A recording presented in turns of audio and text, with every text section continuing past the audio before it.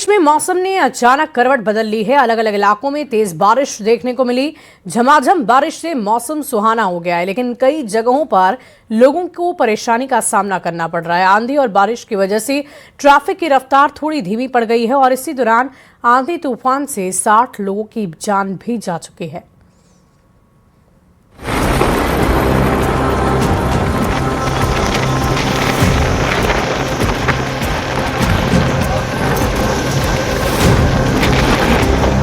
मौसम का तांडव, टूटी आफत, आंधी ने मचाई भारी तबाही। मौसम का उलटफेर जान पर भारी।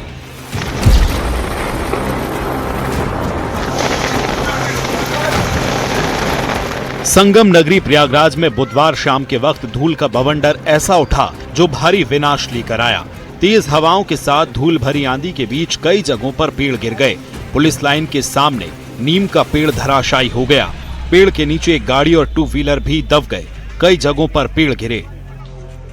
इस वक्त हम कचहरी रोड पे मौजूद हैं, जो कि मेवाहाल से कचहरी की तरफ जाता है। आप देख सकते हैं पुलिस लाइन का गेट नंबर 2 है, उसके ठीक सामने ये काफी पुराना पेड़ था और ये गिर गया और इसके नीचे एक यहाँ पर फॉर्च्यूनर कार है जो यहाँ पर दबी हुई है। कुछ और भी वाहन यहाँ पर हो सकते हैं और 4 जगहों पर इस तरह की घटना हुई है। हरदोई में अचानक बदले मौसम ने जमकर कहर बरपाया। तेज आंधी और बारिश के चलते कई जगहों पर पेड़ गिरे। जगह जगह बिजली लाइनें क्षतिग्रस्त होने से बिजली आपूर्ति भी बाधित रही। जहानी खेड़ा इलाके में एक चलती कार के ऊपर अचानक पेड़ गिर गया। गनीमत रही कि कार सवार लोगों को गंभीर चोटें नहीं आईं और बड़ा हादसा टल गया। अमरोहा में मौसम अचानक बिगड़ा। देखते ही देखते दिन में अंधेरा छा गया, जिसके बाद तेज आंधी ने दहशत पैदा कर दी। गाजियाबाद के मोदी नगर धूल भरी तेज आंधी के बाद अचानक जोरदार बारिश शुरू हो गई। इस दौरान बारिश के साथ बड़े बड़े ओले भी गिरे। निवाड़ी क्षेत्र में तेज आंधी और बड़े बड़े ओलों ने आम की फसल को भारी नुकसान पहुंचाया। तो ओला पड़ा है रात।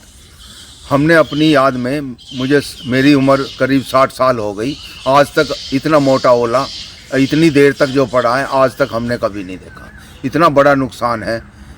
अब कुछ किसान तो ऐसे हैं, मैं भी उसमें हूँ, कि हमारे ज़्यादातर आम ही आम है और कोई फसल नहीं है।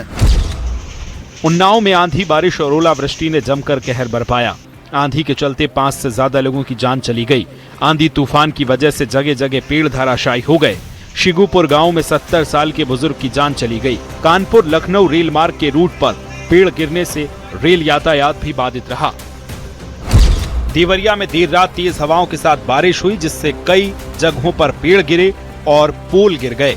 10 से ज्यादा रास्तों पर पेड़ और पोल गिरे। भदोही जिले में तेज आंधी तबाही लेकर आई।